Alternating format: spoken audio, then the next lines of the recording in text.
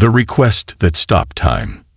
The electric chair stood like a cold sentinel in the dimly lit execution chamber. Its metal frame, worn by decades of use, cast long shadows across the gray concrete floor.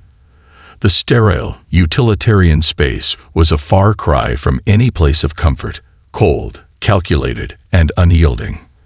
The faint hum of fluorescent lights above added an eerie undertone to the silence, broken only by the occasional creak of the chair as James Miller, the man in question, shifted his weight. Bound by thick leather straps at his wrists and ankles, James sat with an air of resignation, the finality of the moment pressing down on him. His face, though pale, bore no fear. Instead, there was a haunting emptiness, a sense of having lost everything that mattered long before the cold embrace of the chair ever found him. As the chaplain stood by, murmuring soft prayers to offer some semblance of comfort, James looked at him with quiet determination. His voice, when it broke the heavy silence, was clear but carried an edge of profound sorrow. "Please, bring my dog before you kill me," he asked, his words cutting through the stillness of the room. The request echoed in the chamber, its simplicity yet depth carrying a weight none of the witnesses had anticipated. The chaplain, caught off guard, hesitated for a moment, his gaze flicking between James and the guards who stood at attention, watching the scene unfold with the detached professionalism they'd long become accustomed to. But even the guards couldn't mask the unease that hung in the air. James had asked for something that no one had ever heard of in such circumstances. "Please," James repeated, his voice quieter now, but still firm. "I just want to see him one last time. He's all I have left." The words were thick with longing and heartache. The chaplain, despite his initial hesitation, nodded slowly, moved by the sincerity in James's voice. He turned toward the guards, who exchanged uncertain glances, then reluctantly moved to carry out the request. They, too, could feel the weight of it. The plea that transcended the usual death row requests for last meals or messages to loved ones. This was different. This was the request of a man who had, in his final moments, only one thing left to hold on to: his best friend. As the dog was brought in, an unexpected hush fell over the room. Max, a scruffy yet loyal mutt, entered with a handler, his eyes wide, sensing the tension in the air. His paws were soft on the floor, and the moment his gaze met James's, the transformation in the room was palpable. The bond between them was undeniable. Max, who had been James's constant companion, now seemed to understand the gravity of the moment. He trotted toward James without hesitation, his tail wagging, his body trembling with excitement and confusion. James's eyes welled with tears as he reached out toward Max, his fingers brushing against the dog's fur. Max stood up on his hind legs, as if trying to embrace James, resting his paws on the man's shoulders. For a fleeting moment, it was as if the world outside the chamber had disappeared. There was no execution, no death sentence. There was only James and his dog, his unwavering companion who had shared his life's most trying moments. In that brief exchange, time itself seemed to stop. The guards, the chaplain, the officers, they all stood silent, watching the scene unfold, feeling the raw emotion that radiated from James. "Good boy, Max," James whispered hoarsely, his voice breaking. "I never wanted this to happen. I swear I didn't." The dog licked James's face, as if trying to offer comfort, his presence a stark contrast to the impending doom that loomed over the room. It was a quiet, tender moment, one that spoke of loyalty, love, and an unbreakable bond between a man and his dog. But the guards had been instructed to maintain order, and the moment was fleeting. The officer at the door cleared his throat, a subtle but necessary reminder that the proceedings had to continue. The chaplain, although moved by the sight, reluctantly stepped forward and placed a hand on James's shoulder, signaling the moment had passed. "James," he said softly, his voice now a whisper of empathy. "The time has come." James's gaze lingered on Max for a long moment, the dog still pawing at his chest, seemingly unaware of the gravity of the situation. The bond between them was so strong, so pure, that it felt as if no words were needed. With a final, long look into the eyes of his companion, James reluctantly nodded, signaling his acceptance of the inevitable. Max, sensing the shift in his master's energy, let out a soft whine but remained by his side, loyal to the end. "Take him," James said, his voice now low but steady, "but take him with love." With that, the guards gently ushered Max out of the room, his mournful eyes lingering on James for just a moment longer before disappearing from view. The door closed behind them, and the silence returned, now more profound, heavier than before. The execution chamber was cold once again, its sterile walls no longer filled with the warmth of the connection that had just taken place. James's heart still ached, but there was something about the moment with Max that had given him strength. It wasn't about the death sentence or the injustice that had led him to this point. It was about the simple, unspoken understanding that love, even in its most heartbreaking form, could endure the greatest of trials. As the execution team prepared to proceed, James's thoughts drifted back to that fateful day 3 months ago, to a time when his world had been irrevocably changed, a time when the simplicity of his life had been shattered forever. And yet, in his final moments, the memory of that simple, pure bond with Max was all he needed to find the strength to face what was to come. A shattered piece. The sun had risen quietly over the estate, casting its golden light across the sprawling fields and lush gardens that had once seemed so full of life. The day was calm, almost serene, as if the world had forgotten what had happened here, what had been taken from it. But for James Miller, the caretaker of the property, it was the beginning of something far from peaceful. James had spent years in this place, caring for the estate, tending to the land, and managing the farm's day-to-day operations. His life had been humble, marked by long days of hard work, but it was a life of quiet satisfaction. The estate's landowner, Henry Ashford, had always been more of a business partner than an employer, and James was content with his simple role. But there was one thing that kept his world from being truly complete: his bond with Max, the dog he had rescued years before. Max had been a stray, abandoned, and near death when James had first found him. The puppy had been left in the woods behind the estate, weak and sick, but James had nursed him back to health. Over the years, they had become inseparable. Max had been there for James through the loneliness and isolation of his life on the estate. He had been more than just a pet. He was family. And then, on that quiet morning in March 1963, everything had changed. It started like any other day. James had awoken early, as was his custom, to tend to the animals before breakfast. The house, a grand yet aging structure, stood like a relic of another time, its wide windows letting in the early light.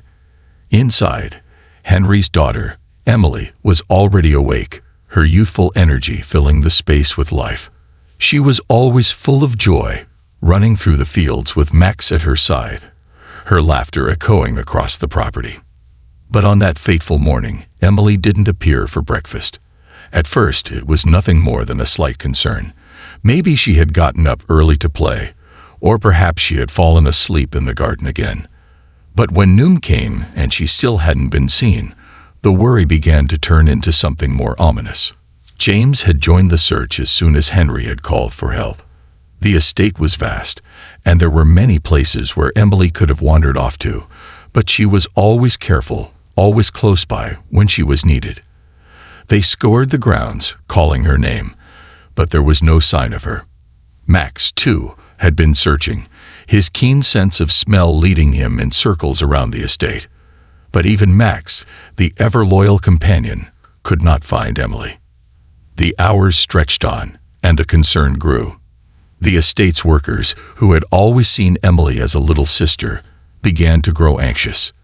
The police were called, and soon a small search party formed, combing through every inch of the land. But Emily was nowhere to be found.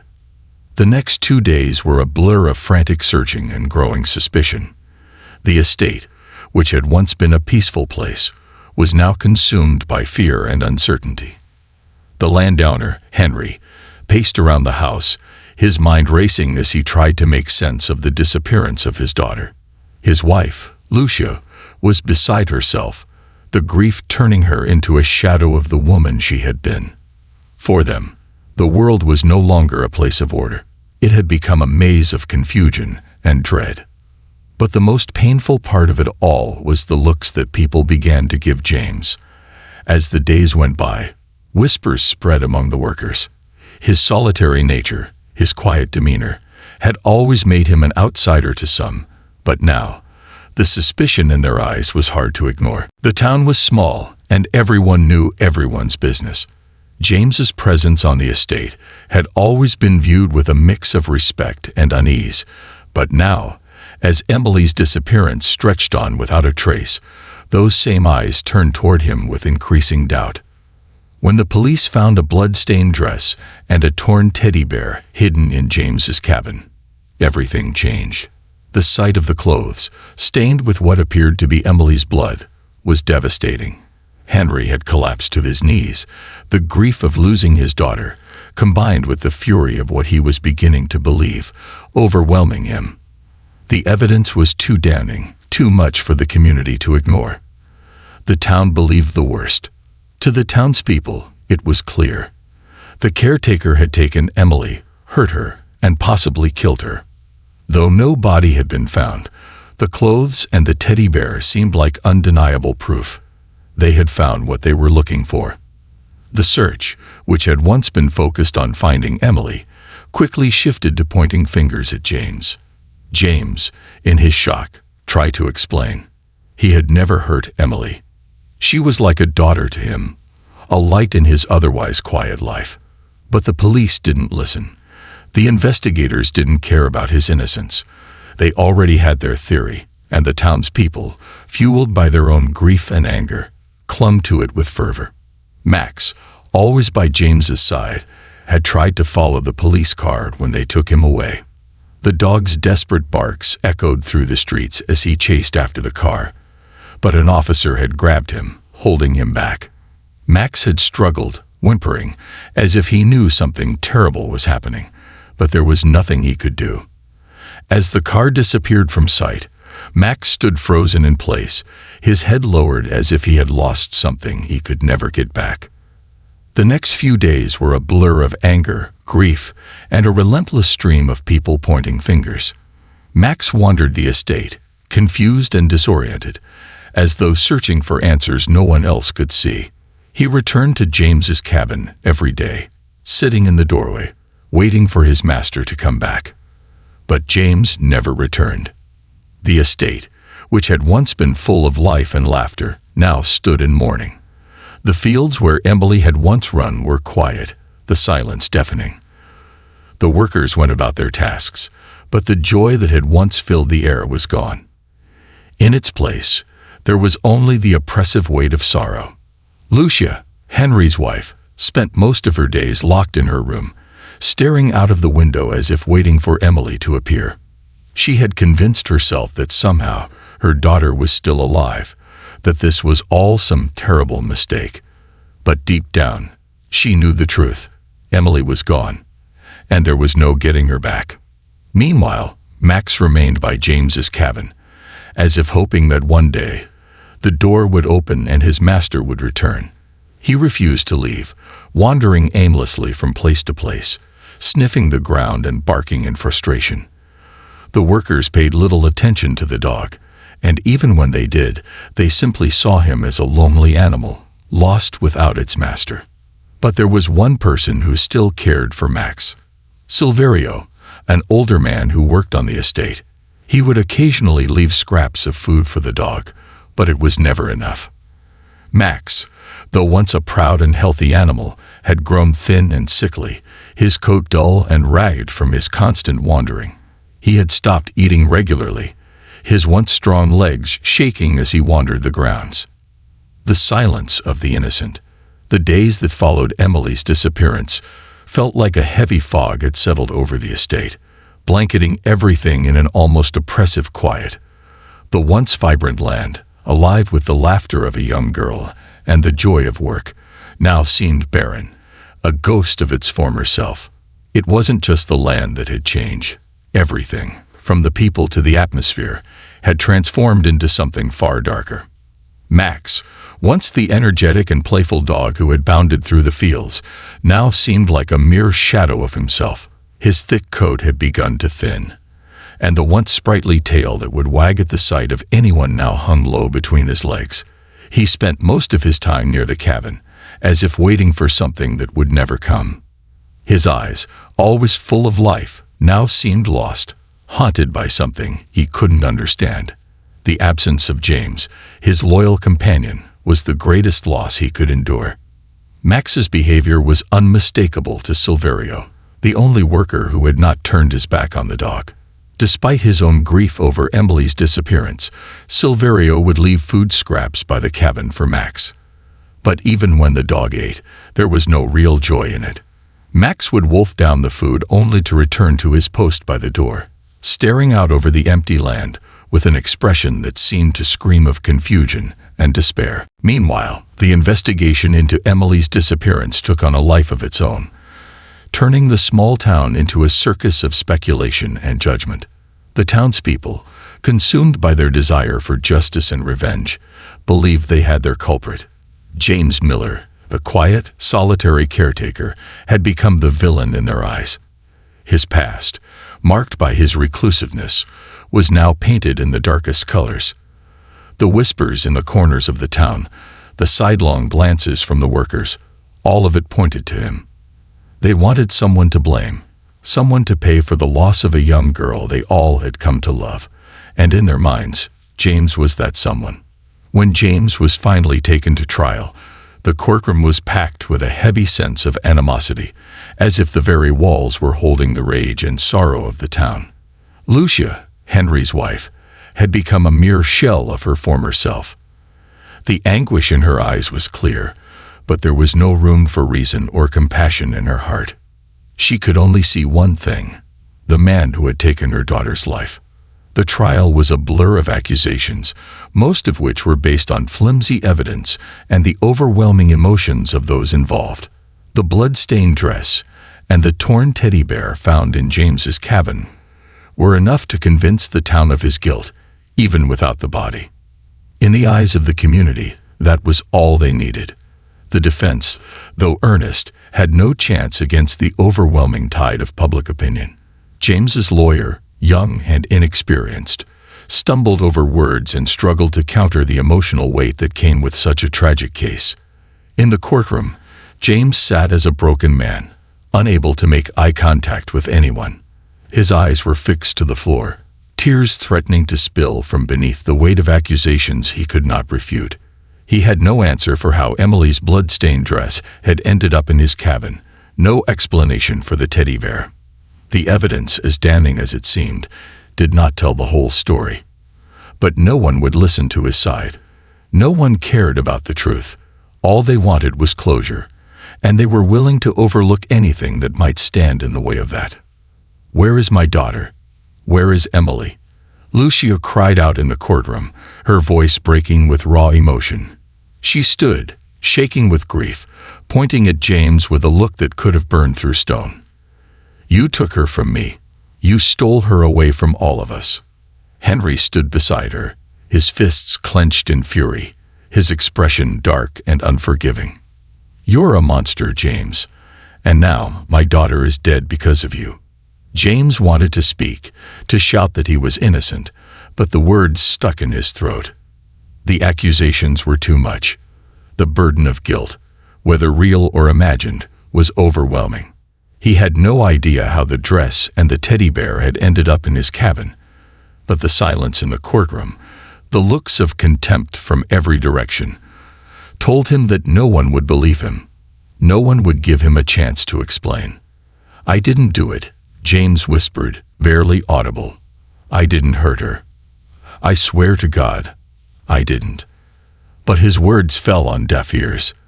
The crowd, filled with years of pain and loss, had already decided his fate. The prosecutor, standing at his podium, seized on James's broken demeanor and used it to drive the point home. "Mr. Miller," the prosecutor said, his voice dripping with disdain, "you lived alone, without any family to vouch for you. You had no witnesses, no one to back your story. The evidence points directly to you. We have blood, we have the dress, we have the teddy bear. What more do we need?" The jury, already swayed by the tide of emotion, delivered their verdict swiftly and without hesitation. "Guilty," they declared in unison, their voices as cold as the sentence they had just handed down. James was sentenced to death by electric chair, and the crowd erupted in applause. It was as if they had been waiting for this moment their entire lives.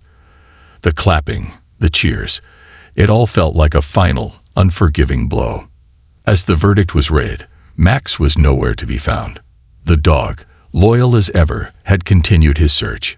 He had been left behind, abandoned in a world that had no place for him. The bond between James and Max had been torn apart, just like the bond between James and the people he had cared for. There was no one left to speak for him, no one left to fight for his innocence. But in that cold, sterile courtroom, one thing was clear: the system had failed James. The town had failed him. And worst of all, they had failed Emily. Max, though, was still searching. He roamed the estate day after day, his paws padding softly across the grounds, his nose pressed to the earth as he tried to find his master. He had no understanding of the events that had transpired, but he knew one thing: James was his family, and he would not stop looking for him. The dog refused to leave the cabin where he had last seen James. He waited, faithfully and tirelessly, as the days turned to weeks. Max believed that his master would come back, just as he always had before. Back in prison, James's cell was a constant reminder of his isolation. He had no visitors, no one who cared to hear his side of the story. The chaplain came by occasionally, offering words of comfort, but James couldn't bring himself to listen. He had already been condemned, and no amount of prayer or consolation could change that. He spent his days in silence, his thoughts always turning back to Max. The dog had been his companion through everything, and the thought of him alone, wandering the estate without understanding, gnawed at James's heart. Every night, as he lay awake in the dark, the image of Max waiting by the cabin haunted him. Would the dog wait forever? Would he ever understand that James would not be returning? A final act of faith. The days leading up to James's execution felt like an eternity. His time in prison was spent in solitude, with only his thoughts and the occasional visit from the chaplain to break the silence. The rhythmic sound of the guards' boots as they walked the corridors was a constant reminder that his time was running out. James had come to terms with the fact that the world had already decided his fate. There was no escape, no justice to be found in the cold walls of his cell. But there was still one thing left, a final request, one that seemed so simple, yet carried more weight than anything else in his life. The day of his execution arrived, and the air in the prison seemed to hold its breath. James was led into the same stark chamber that had seen countless others face their end. The electric chair, cold and unforgiving, stood in the center of the room, the faint hum of the lights above creating a dissonant background to the grim proceedings. The guards moved about, preparing for the inevitable, but it was as though none of them truly understood the depth of the man they were about to send to his death. They were just doing their jobs. But James wasn't afraid. He wasn't even angry. All the pain he had felt in the past months had left him. All the bitterness, all the confusion had dissipated. His thoughts had long since turned inward, reflecting on the life he had lived, the love he had given, and the love that had never left him. Max. As he was strapped into the chair, he felt a strange sense of calm wash over him. He thought about Emily, her laughter, and the light she had brought into his life. He thought about Henry and Lucia, their grief that had become their sole purpose, and how in the end they had only seen him as the villain. But most of all, he thought about Max, his loyal dog, who had stayed by his side through every hardship, every moment of despair, the dog who had believed in him when no one else had. The chaplain approached, a solemn figure in the dim light. "James," he said softly, "is there anything you wish to say?" James shook his head, his throat tight. The words he wanted to speak were too heavy to be voiced. Instead, he whispered a simple request, one that had been his greatest desire in these final days. "Please, can I see him one last time?" The chaplain nodded, a quiet understanding passing between them. The guards, though perplexed, allowed the request to be carried out. For them, it was just another part of the process. They had no way of understanding the depth of the bond between man and dog, nor did they realize how this one final act of kindness could offer more peace than any death sentence could ever deliver. It wasn't long before Max appeared at the door, guided by the familiar figure of Silverio. The dog, now thin and ragged, stepped into the chamber, his tail wagging uncertainly as he saw James for the first time in weeks. The guards moved aside, giving Max a chance to reach his master. James's heart swelled at the sight of his dog, standing there with his eyes full of recognition and affection. The room, once cold and sterile, now felt warmer, softer, as if the very air had changed. The bond between the two was unspoken, a silent understanding that transcended words. Max trotted to James's side, his nose nudging James's hand as if to reassure him. With trembling fingers, James reached out, gently stroking Max's fur. It was the first time in what seemed like forever that he felt a connection to the world again. In this moment, there was no trial, no execution, no injustice. There was only love, the kind of love that had never left him, not even in the darkest of times. "I'm sorry, boy," James whispered, his voice breaking. "I never wanted to leave you." Max licked his face, as if offering forgiveness in the only way he knew how. James could feel the dog's warmth, the steady thrum of his heart against his chest. In that simple, quiet moment, it was as if all the pain, the suffering, and the heartache had been erased, leaving behind only the purity of their connection. And then, as the guards prepared to carry out their grim duty, James looked into Max's eyes one last time. The dog, though confused, stayed by his side, offering his silent companionship. James knew what would happen next. He knew the world had already sentenced him, but in his heart he had already found peace, not from the justice he had been denied, but from the love he had shared. As the switch was pulled and the electricity surged through the chair, James felt a strange calm. It was as if he were floating above the world, disconnected from the pain, from the finality of it all. And in those last moments, as his consciousness began to fade, he saw a vision of Emily and Max running together through the fields, their laughter echoing across the estate once more. It was a peaceful vision, one that promised no more suffering, no more loss, only the quiet companionship of those he had loved. Max, still standing beside the chair, seemed to understand that his master was gone. He let out a soft whimper, his head tilted as if he were trying to make sense of the situation. But he didn't leave. Instead, he stood there, waiting, as if to say goodbye in his own way.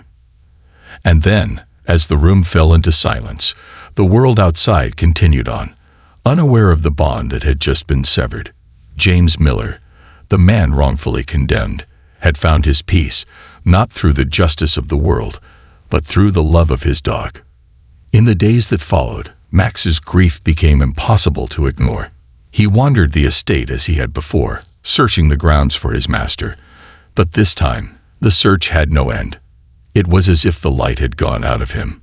He spent the last of his days near the cabin, waiting for a master who would never return. And finally, one night, he lay down in the familiar spot by the porch where James had once sat.